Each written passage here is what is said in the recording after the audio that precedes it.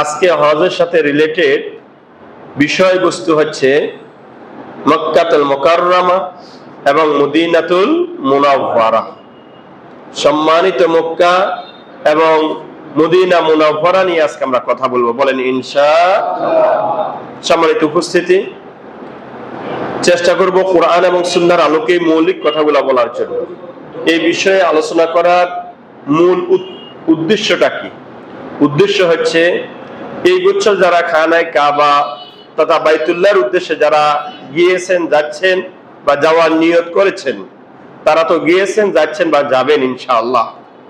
বাকি আমাদের যাদের আল্লাহ রাব্বুল আলামিন অর্থনৈতিক, শারীরিক সকল দিক থেকে আমাদেরকে আল্লাহ রাব্বুল আলামিন স্বয়ং সম্পন্ন তথা সামর্থ্যবান করেছেন, কিন্তু এখনো আল্লাহর পক্ষ থেকে পুরস্কৃত যে বিধান হজ এখন আমরা সম্পন্ন করি নাই, আদায় করি নাই, তাদের হৃদয়ে উৎসাহ তৈরি করার লক্ষ্যে মূলত আমার আজকের এই আলোচনা।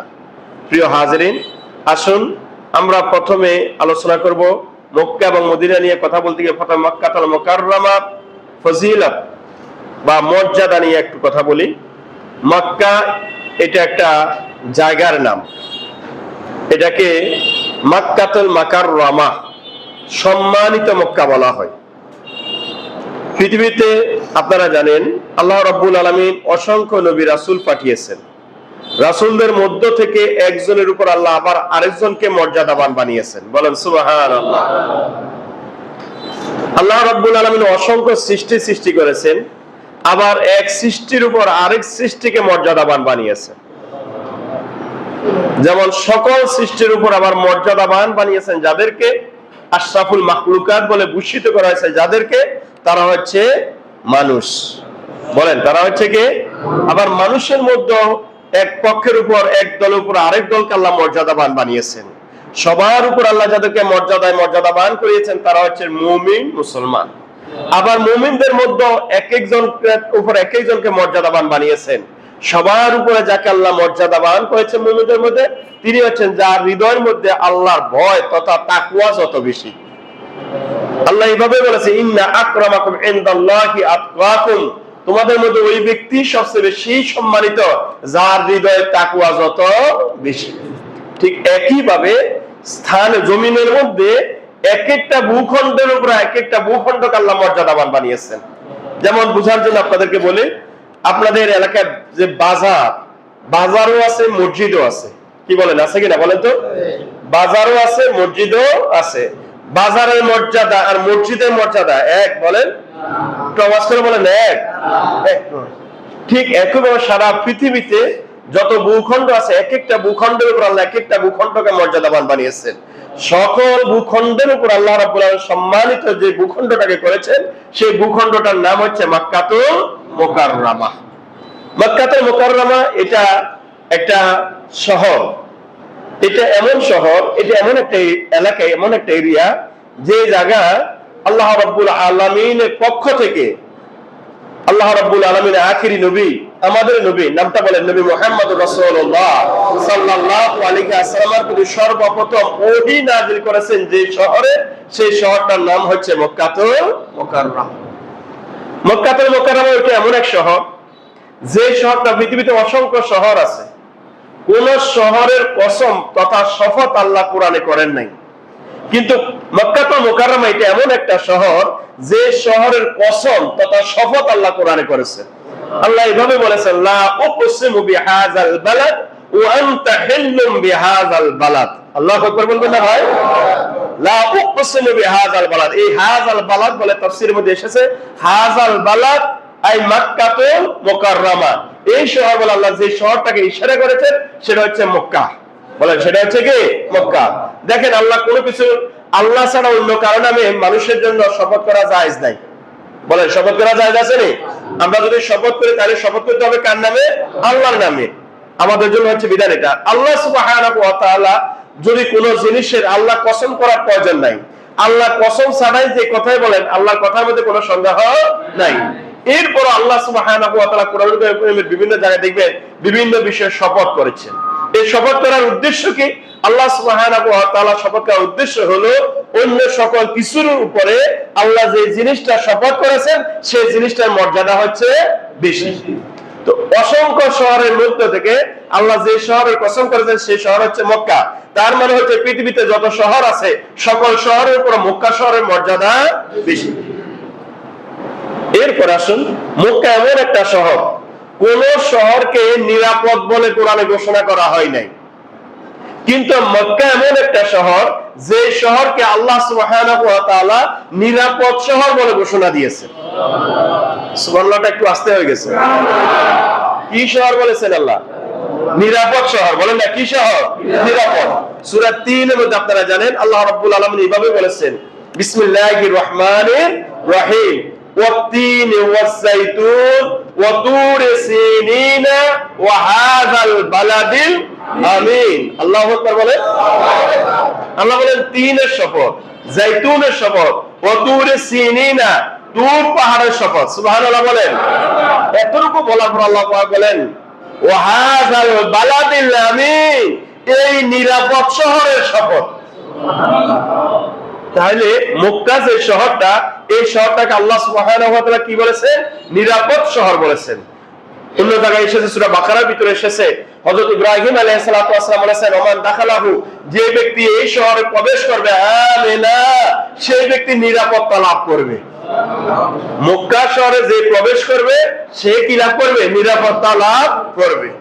প্রিয় হাজিরিন, মক্কা এমন একটা শহর, পৃথিবীর সর্বপ্রথম ঘর, পৃথিবীর সর্বপ্রথম ঘর মানুষের জন্য আল্লাহর পক্ষ থেকে সর্বপ্রথম যে ঘর, সেই ঘরটার নাম হচ্ছে বাইতুল্লাহ। বলেন সেই ঘরটার নাম কি? একটু সুন্দর করে বলেন, সেই ঘরটার নাম কি? পৃথিবীর সর্বপ্রথম ঘর তৈরি করা হয়েছে মানুষের জন্য। বলেন তৈরি করা হয়েছে কার জন্য? ঘরটা আল্লাহ।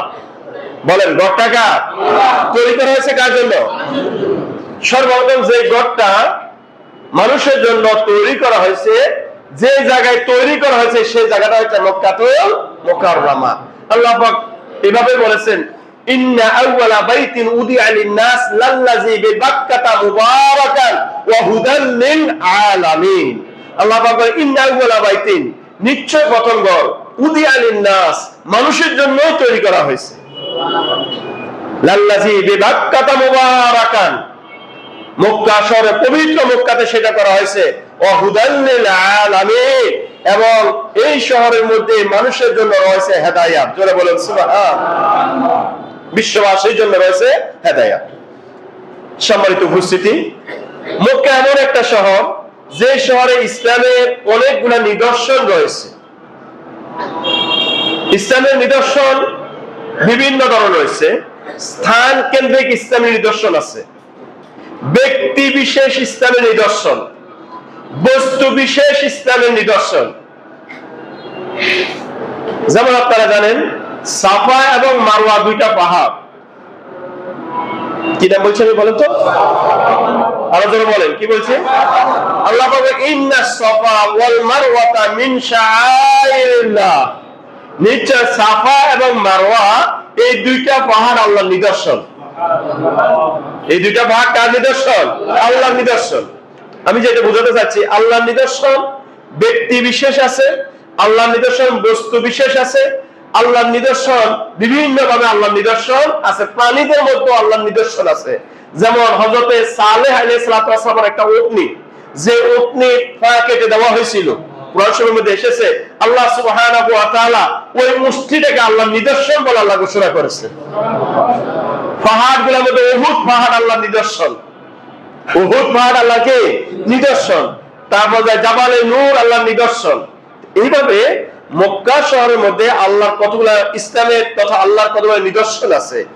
এই নিদর্শনগুলোর মধ্যে একটা অন্যতম নিদর্শন হচ্ছে ময়দানে আরাফা। মন খারাপ করছে, একটু সুবহানাল্লাহ বলবেন না? ময়দানে আরাফার নাম শুনেন নাই? কি নাম বলছি বলেন তো? ময়দানে আরাফা। বলেন না ময়দানে? একটু ভেবে দেখুন, হজের ফরজ 3টা, হজের ফরজ কয়টা? প্রসঙ্গ কমে সাইড আলোচনাতে গেলাম আমি। হজের ফরজ 3টা, এর মধ্যে একটা হচ্ছে ইহরাম বাঁধা, আরেকটা হচ্ছে কাবাগর তাওয়াফ করা, আরেকটা হচ্ছে আরাফার ময়দানে হাজির হওয়া। আপনারা টাকা পয়সা যাদের আছে গিয়ে দেখবেন এটা একটা মাঠ, কিন্তু এই ময়দানে এই মাঠে যাওয়াটাকে আল্লাহ ফরজ করে দিয়েছে। আপনি যদি নিজেকে নিজে প্রশ্ন করেন এখানে যাওয়ার মধ্যে কি আছে, এটা ফরজ কেন হলো, এটার কারণ আপনি অনেক কিছু কারণ খোঁজার পরও শেষ পর্যন্ত এই সিদ্ধান্তে আসতে হবে এটা মাঠ, এই মাঠে যেতে হবে, এটাই আল্লাহর বিধান, এটা মেনে নেওয়া ছাড়া আর কোনো উপায় নাই। মাঠ আল্লাহর নিদর্শন, আরাফার ময়দান, এই আরাফার মাঠটা যে জায়গায় সেটা হচ্ছে মক্কা শহর। এরপর আপনারা জানেন সর্বপ্রথম ওহী নাযিল হয়েছে যে পাহাড়ের গুহায়, সেই পাহাড়টাকে বলা হয় গারে হেরা, জাবালে নূর। জাবালে নূর, এই জাবালে নূর যে জায়গায় অবস্থিত সেটা হচ্ছে মক্কাতুল মুকাররমা। প্রিয় হাজিরিন, এরপরে মক্কাতুল মুকাররমা এটা এমন একটা শহর, ওই শহরে আপনারা জানেন আল্লাহ রাসূল সাল্লাল্লাহু আলাইহি ওয়াসাল্লাম ইসলামের মুসলিম জাতির পিতা হযরত ইব্রাহিম খলিলুল্লাহ আলাইহিস সালাতু আসসালাম সর্বপ্রথম হিজরত যে নবী করেছেন তিনি হচ্ছেন ইব্রাহিম। ইব্রাহিম আলাইহিস সালাতু আসসালামের হিজরতের স্থানটা ছিল মক্কাতুল মুকাররমা। সর্বোপরি আমি এভাবে যদি বলতে যাই মক্কাতুল মুকাররমার অনেক ফজিলত আপনাদের খেদমতে আমি উপস্থাপন করতে পারবো, কিন্তু সময়ের কারণে এতটুকু বলা সম্ভব নয়। সর্বশেষ শুধু এতটুকু বলি, মক্কাতুল মুকাররমায় যে বাইতুল্লাহ কাবাঘর রয়েছে তার চতুর্পাশে একটা মসজিদ আছে, এই মসজিদটাকে বলা হয় মসজিদে হারাম। বলেন এই মসজিদটাকে বলা হয় কি? মসজিদে হারাম। আল্লাহ নবী সাল্লাল্লাহু আলাইহি ওয়াসাল্লাম এভাবে বলেছেন, লা তাশুদ্দুর রিহালা ইল্লা সালাসাতা মাসজিদিন মাসজিদিল হারাম। সুবহানাল্লাহ বলেন। আল্লাহ নবী বলেন সওয়াব বেশি হবে এই আশায় তোমরা তিন মসজিদ ব্যতীত অন্য কোনো মসজিদের উদ্দেশ্যে তোমরা ভ্রমণ করিও না। এই তিন মসজিদের মধ্যে আউয়াল প্রথম যে মসজিদ সেই মসজিদটা হলো মসজিদে হারাম। মসজিদে হারাম হাদিসের মধ্যে এসেছে এটা এমন এক মসজিদ যে মসজিদে যদি কেউ এক রাকাত সালাত আদায় করে, বলেন কয় রাকাত? ভাই আওয়াজ করে বলেন কয় রাকাত? এক রাকাত সালাত যদি কেউ আদায় করে 1 লক্ষ রাকাত সালাত আদায় করার সওয়াব আল্লাহ আল্লাহর ওই বান্দাকে দান করে দিবেন।